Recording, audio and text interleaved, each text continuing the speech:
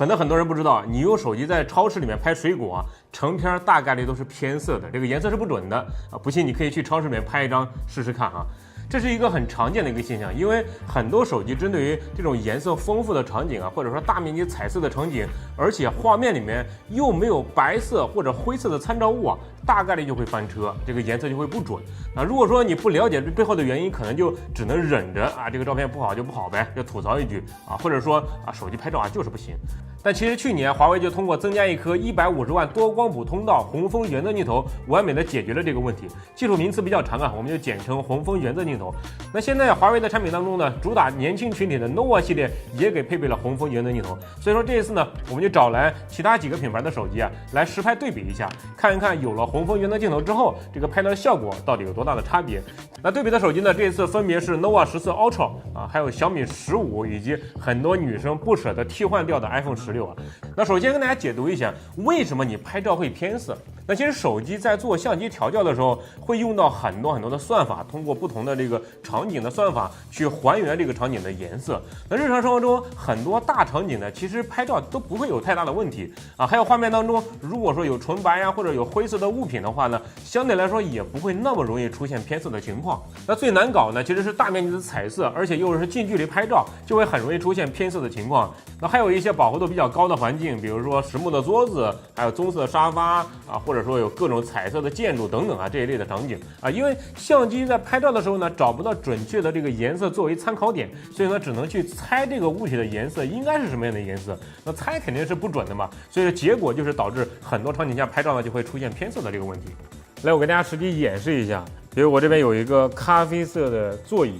然后呢，我拿 iPhone 先试一下 ，iPhone 怼上去之后，直接这个颜色就偏到他姥姥家了。如果这个时候我在画面里面加一个白色的色块，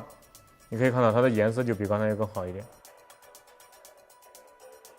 那华为用的这个红枫原色镜头啊，和拍照用的镜头在捕捉颜色的逻辑上呢是不一样的。拍照用的镜头呢，只能捕捉到 RGB， 也就是红绿蓝3个波段的这个光谱。那不同的色彩就是通过这3个颜色混色出来的一个结果。而 nova 14 Ultra 搭载的这一枚红枫原色镜头，可以捕捉到更多波长的光线，获得更广泛的光谱信息，从而就可以更加准确的识别到环境和物体的颜色，并且呢，在后面的这几个镜头啊，全焦段都是可以用的，都能保证更加准确的这个颜色还原。好，这是 nova 14 Ultra 有红枫原色镜头之后，我们再来看看这个效果啊，能看得出来这是一个棕色的，然后再对比一下 iPhone 的效果，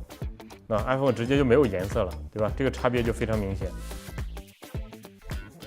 那大致就是这样的一个技术原理，我给大家做一个更加直观的测试啊，找一些彩色的卡纸，用手机的挨个替换啊，你可以看到3个手机，除了华为 nova 14 Ultra， 其他2台手机都出现了不同程度的这个偏色啊，特别是这个淡紫色 iPhone 16啊，拍出来像是灰色的感觉一样。那小米呢稍好一点啊，但是呢也是有点偏色的，只有 nova 14 Ultra 的准确性呢是最高的啊，准确的还原出了这个紫色的感觉。那这个时候如果我们在画面里面加一个白色的方块，那 iPhone 的颜色呢马上就相对来说会更准确一些了，因为有了白色做参考，就不会那么容易出现偏色的情况，所以 iPhone 的照片呢看上去就和 nova 14很接近了。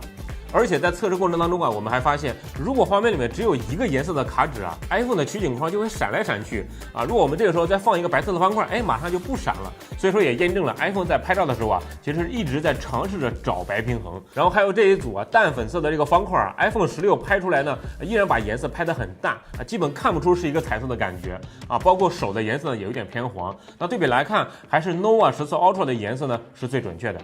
那包括很多彩色的方块放在一起拍照，结论也都是一样的。nova 14 Ultra 有红枫原色镜头的话呢，啊，这个颜色无论在任何的场景、任何的颜色都可以准确的还原。那所以通过这几个对比来看啊 ，nova 14 Ultra 这个红枫原色镜头啊，确实起到非常关键的一个作用，在很多场景下拍照的颜色都会更加准确一些。那不过你可能会有疑问了，这是室内测试的环境，在日常生活中有哪些场景会出现这种偏色的情况呢？那其实啊还是有很多的。比如说你在超市里面买水果啊，苹果呀、香蕉啊、芒果啊、西瓜这些颜色比较丰富的水果呢，你想拍个照片，如果说是其他几个手机啊，大概率就会拍出来偏色的情况啊，这个水果看起来好像不太健康一样啊。比如这一组火龙果 ，iPhone 16和小米15拍出来啊，都有点偏冷色，火龙果看起来有一些紫色的感觉，但实际上 nova 14 Ultra 的颜色呢，才是和真实的这个火龙果是最接近的、最真实的。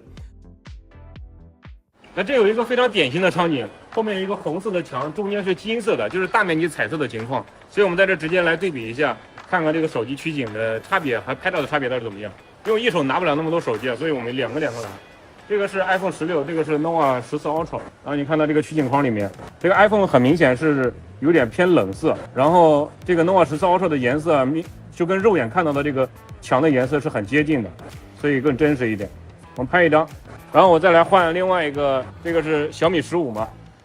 还是一样的。你看到这个取景框里面，很明显小米也是偏色的，偏冷色，中间这个金色看起来已经不太像是金色了，所以还是华为这个nova 14 Ultra 有红枫影像的话呢，这个拍照的颜色会更准一点。那在这种大面积红色墙面的情况下啊，任何角度拍照，小米和 iPhone 呢都是同样的问题，整体偏冷色，红色不像红色，金色的也不太像金色。那这种情况下，如果说我们是给人拍照，人站在这个红墙前面啊，这个颜色可能会更奇怪。比如说这一组，你们感觉哪些手机拍的比较好看？那毕竟这是给人拍的照片，我们放大看人脸上的这个颜色，也是 nova 14 Ultra 是最正常，也更加显得健康一些。所以说，通过多个场景来验证啊，这种大面积彩色的场景 ，nova 14 Ultra 真的是一拍一个准。还有这几组啊，是在面包店里面，大家也可以感受一下。那在日常生活中啊，真的有很多类似的场景，你拍的照片啊都是颜色不准的，只是大家平时没有注意这个问题而已啊。那这一组粉色的柜子加黄色的产品包装盒啊，肉眼看到的就是 nova 14拍到的这种效果啊，但是小米和 iPhone 呢都是不同程度的偏色。那还有一种情况，比如说晚上你去酒吧、live house 或者说灯光秀之类的这种场景，现场会有很多彩色的灯，那这种环境下拍照呢，也是很容易会出现偏色的情况。来，我们在办公室现场模拟一下 live house 那种彩色灯光的感觉，有点那种音乐现场的感觉。我们就实拍一下，给大家看一看这3个手机的白平衡表现是怎么样的。来，那比如这一组画面里面，左边是蓝色的灯，右边是暖色的灯。那 iPhone 16呢，整体的还原还可以，但是呢，有点蓝色溢出了。那 nova 14 Ultra 呢，是最接近肉眼看到的颜色啊，就是现场什么颜色，你就拍出来是什么颜色。那反映到白色衣服上呢，也是很直观。那整体来看呢，还是比较自然的。但是再看小米啊，这个颜色就很奇怪了。因为小米是强行把衣服的颜色啊给拉到白色啊，调整到白色，所以说就会导致其他的颜色出现了问题。那这种场景下拍照呢，对于手机的算法的考验是非常非常大的。如果说算不好啊，照片就会特别难看。那我们在这个场景下呢，也是反复试了多个颜色的灯光啊，结论都是一样的。nova 14 Ultra 是最准的，最接近实际环境的这个颜色，跟肉眼看到的基本是一样的。那 iPhone 16呢，是很容易出现彩色溢出的一个情况，而小米每一次都是强行把这个衣服呢还原成白色，导致其他的颜色呢就很奇怪。那即便不是这种特别复杂的光线，在正常室内灯光的一个情况下，这几台手机的颜色表现也是不太一样的。iPhone 呢是偏暗，小米偏亮，nova 14 Ultra 呢看起来会更加舒服一些，包括脸上的肤色呢也会更加自然。那 nova 14系列的 AI 功能也是非常丰富的，在相册当中我非常推荐2个。第一个呢是 AI 魔法移图啊，这个很有意思啊，可以一键把画面里面的这个物体啊给抠出来，然后呢你可以移动到其他位置，或者说放大、缩小都可以。最后呢再通过一键合成，完美的融合到这个画面里面，看起来非常的自然。所以说就可以通过这种方式呢来实现很多有趣的这个玩法啊，比如说这种巨人的效果啊，你人变得很大。或者说把画面里面的物品呢移动到新的位置啊，也能复制一份出来，再通过这个 AI 融合之后啊，这个效果都是非常自然的，完全看不出来。那还有一个是 AI 人像精修，这个也是深度整合了 AI 大模型的能力啊，可以把一张非常普通的人像照片通过 AI 人像精修以后啊，整体的质感呢就会变得非常的好了，还可以调整不同的光线的效果，包括背景虚化呢都是非常的自然。那大家可以前后对比一下，看看这个差别啊。那所以说，如果你以后拍照的时候忘记开启这个人像模式啊，想要有背景虚化的效果，完全也不用担心，用 AI 人像精修啊，分分钟就可以搞定这种高质量的人像照片了。那当然，更强大的还是小艺智能体啊！现在不仅能力更强，声音呢也会更加像真人。那现在小艺还支持双 AI 大模型的一个能力啊，所以说在对话的时候呢，问问题的时候啊，回答的信息呢都会更加有参考价值啊，问啥都行，随便问。那在小艺对话框的右下角啊，有一个电话的图标，你点击之后呢，就相当于给小艺打电话，把小艺当做一个无所不能的 AI 助理啊，你可以问他任何的问题，跟他对话、跟他聊天都没有问题啊。而且你每次问的问题啊，在思考之前还会加一个语气词，比如说我想想哈，就是很像真人回答问题的那种感觉。小艺，我今天家里边只剩一些鸡蛋和番茄，还有一瓶啤酒，可以推荐我做个什么菜呢？我想想啊，用现有的鸡蛋和番茄可以做经典番茄炒蛋，可可以把鸡蛋煎成荷包蛋后和。那这种对话有的时候真的会让你感觉对面像是真人一样，有思考，有停顿，甚至还有寒暄的客套话。你要是跟他聊熟了，你甚至会有一种养成系的快乐，更懂你的语气，也更了解你的只言片语，真的有点小意成精了的错觉啊。那当然了，这也是 AI 大模型不断强大所带来的效果。那在扩展功能上呢，还有小易帮接、AI 通话摘要、AI 通话翻译等等，都是非常实用的功能，而且也是能够提高使用便利性的功能。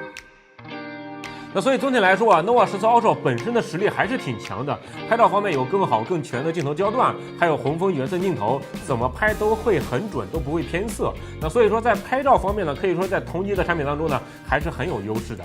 那通过鸿蒙操作系统5的不断的升级迭代，现在的功能也是越来越多，也是越来越好用了。特别是 AI 语音助手小易啊，能力更强，音色呢也会更加像真人啊，真的有点小易成精了的这个感觉。那如果说你想要一个拍照好、功能更全，还有出色 AI 功能的手机啊，可以重点关注一下 nova 14 Ultra。